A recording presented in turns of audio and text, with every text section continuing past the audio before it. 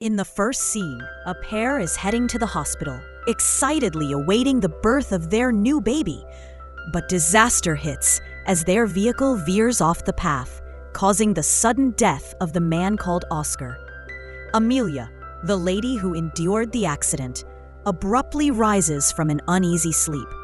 Alarmed, she sees her 6-year-old son, Samuel, standing close, visibly upset by his own scary nightmares.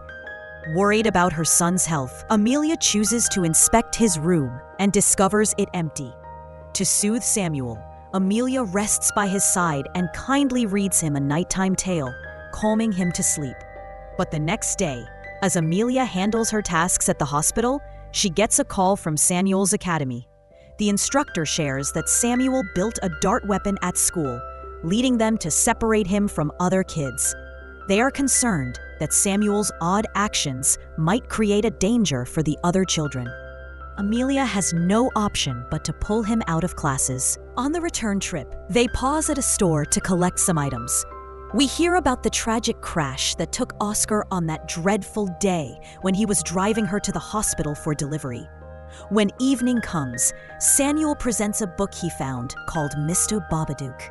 Keenly, Amelia starts reciting it aloud to him.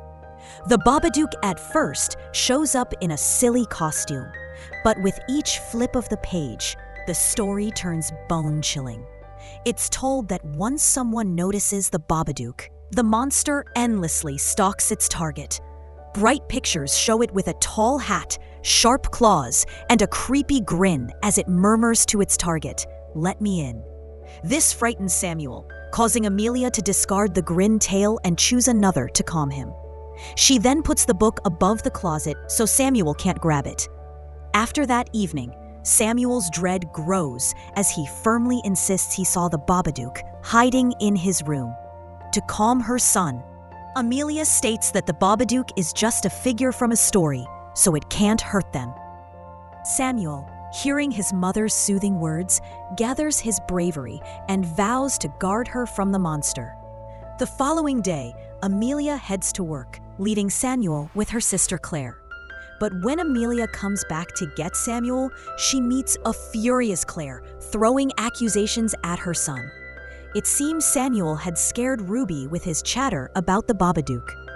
Amelia attempts to convince Samuel that the Babadook isn't actual, but he gets mad and rebellious. Setting off a firework before her, Amelia asks him where he found the fireworks, and he admits to buying them online. Amelia argues that if the Babadook were genuine, they would have spotted it already. Samuel, though, claims that the Babadook first frightens folks and then shows itself. The setting changes, showing that Samuel has rigged a snare in the cellar to shield his mother from the Babadook. At supper, Amelia finds bits of glass in her meal, which are missing from Samuel's dish. She doubts Samuel's role, thinking it's a joke, but he rejects it, stating the Babadook is to blame. Later, while Samuel is solo in his space, he feels a figure in his wardrobe. Equipped with a tool, he readies to face it. Abruptly, Amelia hears his yells and hurries to his space to find him cowering under the bed. Samuel alerts his mother not to let it in. Overcome by the events, Amelia gets distressed and rips the Babadook book apart, tossing it into the trash. A few days later, Amelia and Samuel attend Ruby's birthday celebration. There, Amelia's fatigue from little rest sours her mood, and she grows more annoyed by the subjects chatted about by the women. Meanwhile, Samuel is within Ruby's tree fort. Much to her dismay, Ruby begins mocking him about his dread of the Babadook and his father's passing. Unable to hold his anger, Samuel shoves Ruby from the tree fort, injuring her nose. This catches Claire's notice, and she hurries to her daughter's side, aiming her fury at Amelia. The mood turns strained as they head back home. Abruptly, Samuel begins yelling and crying about the Babadook, worrying Amelia. To her terror, Samuel suffers a fit, urging Amelia to quickly take him to the hospital. The physician states that Samuel's obsession with specific ideas has harmed his mental state. He suggests Amelia find a therapist who focuses on speaking with kids like Samuel. Amelia voices her worry to the doctor, asking if there's anything she can do for now. She asks for medicine that might aid Samuel's rest. The physician consents, but cautions her about the risks of frequent use. The next day, Amelia hears a knock at her door. After seeing nobody when she opens the door, she thinks it's a joke and closes it again. Abruptly, a banging bursts against the door, shocking Amelia. To her shock, she discovers the book on her doorstep, all pages fixed, and there are fresh notes and eerie pictures. The book's contents deliver a troubling fact. The Babadook gains power as Amelia rejects its reality. The pictures escalate, showing bright pop-ups of Amelia hurting her dear ones, breaking Percy's neck, choking Samuel, and finally cutting her own throat. Amelia grabs the book and escapes to the garden. She burns the book on the barbecue. Abruptly, she's shaken by her phone ringing. When she cautiously answers the phone, she hears a horrible, raspy voice repeating Babadook's name. Soon, Amelia finds another frightening shock waiting for her. Bugs, numerous in count, scurry from a secret gap behind the refrigerator. Right then, 2 officials arrive to assess the condition of her house and Samuel's health.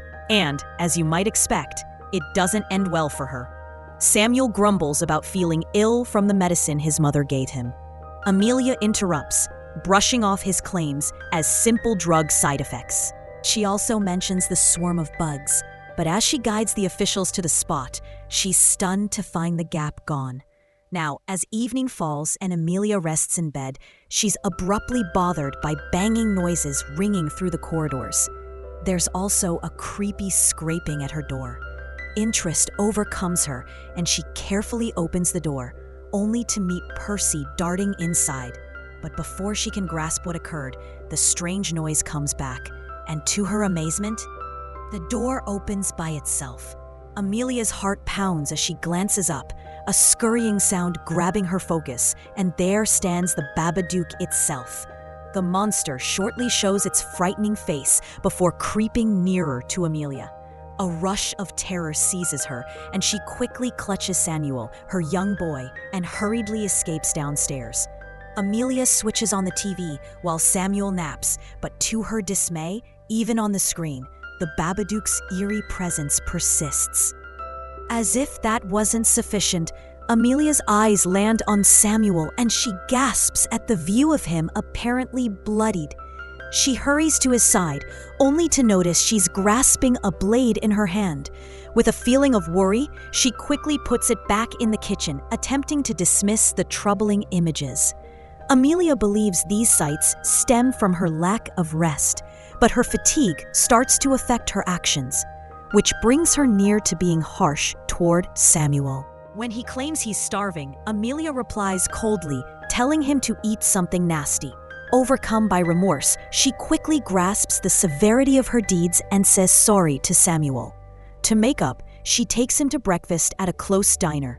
But as they head home, a loud bang echoes from the car roof, followed by the known rasping noise of the Babadook.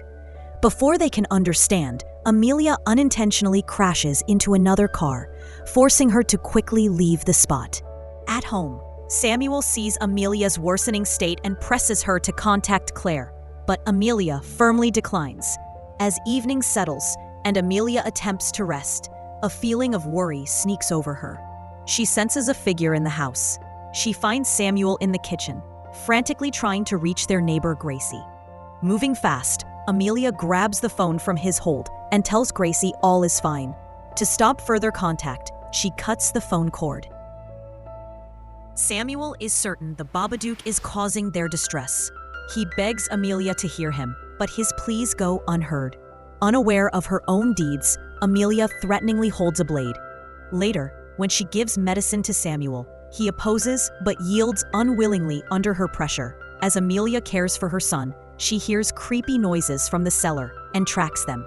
She is filled with happiness at seeing Oscar, but her joy is brief as Oscar shows his real form. To stay safe, Amelia escapes to a room, dreading the anger of Babadook. Yet to her shock, Babadook succeeds in finding her, starting a fierce assault. Days pass, and we see Amelia viewing the television. Abruptly, Their dog begins yelping at her, upsetting her.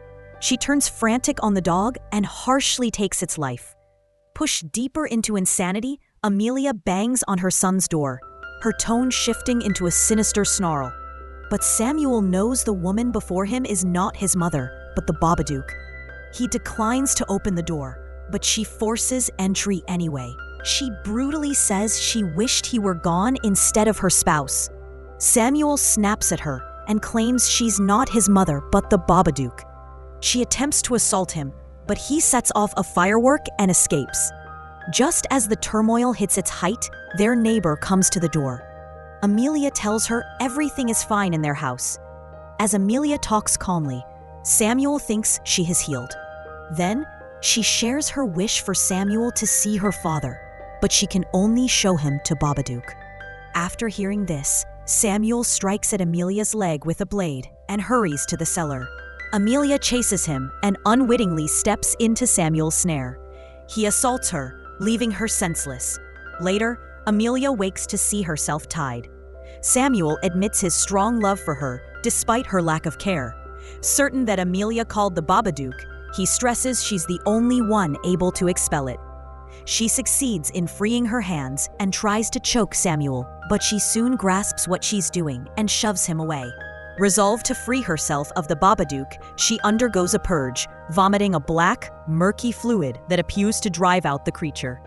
Her care for her son at last succeeds in casting the monster from her body.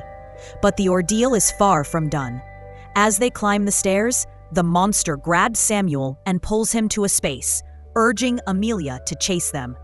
Inside, she meets Oscar again, reciting his last words before his passing. Stunningly, the upper part of his head breaks off and drops.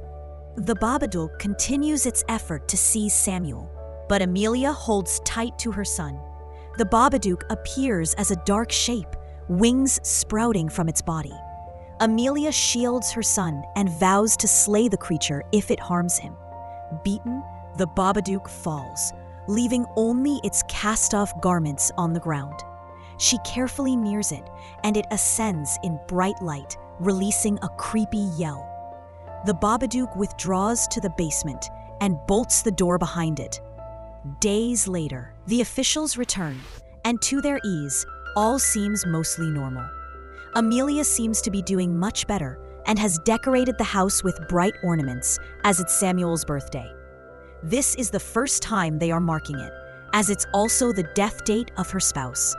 After the officials say goodbye, Amelia and Samuel enjoy a meal outside. Then, she takes a dish, filling it with dirt and worms. In the depths of the cellar lives the Babadook. It no longer holds any danger and has been robbed of its ability to trouble Amelia. She hands the dish to it, which draws it into the shadows. Refreshed, Amelia then walks outside and warmly hugs her son. This ends the film.